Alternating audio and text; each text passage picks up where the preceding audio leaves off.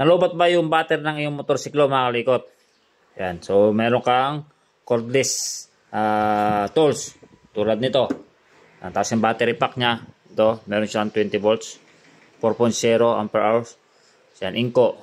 Inko! Baka naman, inko. Yan, gagawin mo lang. Yan. So, may positive, negative yan. Ito. Lagyan mo ng wire yung positive, negative niya. Tapos, so, parallel correction lang mga kalikot. Check muna natin yung battery kung mayroon siyang charge.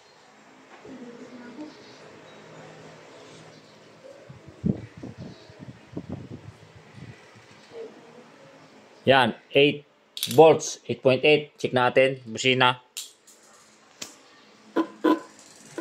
Yan, ayaw gumana. Then, gawin lang natin. Charge natin sa pamagitan ng ating battery pack ng ating cordless tools. So, parallel lang, negative sa negative, positive sa positive. Yan. Siguro mga 5 minutes, 3 minutes, magcha-charge na yan mga kalikot. Magkakaroon na ng charge itong battery na to na kung saan lobat siya.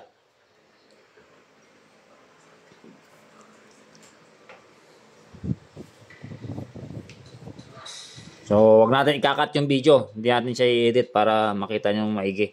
Baka sabihin nyo naman, content lang. Content na walang kwenta. So, dire-diretso lang natin.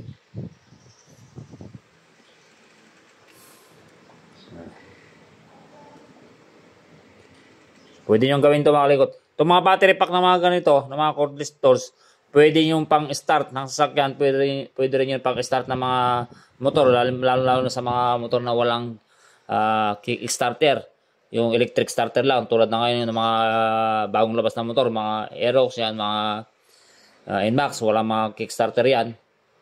Kapag nalobat yung battery, matik di mo na mapandar. So, pwede yan pang-start yung mga battery pack na ganito. Kasi lithium battery ito mga kalikot. Lithium battery na yan sila.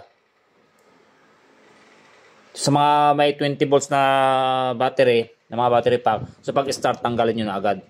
So, sa mga, mayroon kasi mga battery pack na mayroon lang 12 volts. Yun, pwede mo nga gamitin yun as a battery ng yung motorsiklo eh. Nga lamang may kamaalang kasi mga battery pack na ganito. Lithium battery na kasi yan.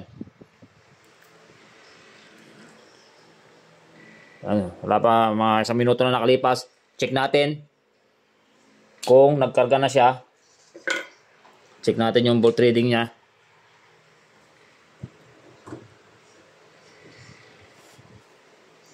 Oh, imagine. Oh, 1 minute pa lang. Yan, nagkarga na siya kanina 8 volts, ngayon 12.8 na oh. So, try natin yung busina. Oh. Diba, ang bilis nag-charge mga kalikot. 1 minute lang, pero na-charge na niya yung battery. Check natin ulit yung kanyang volt. Ayan o. 12.6. Check natin yung volt ng ating battery pack.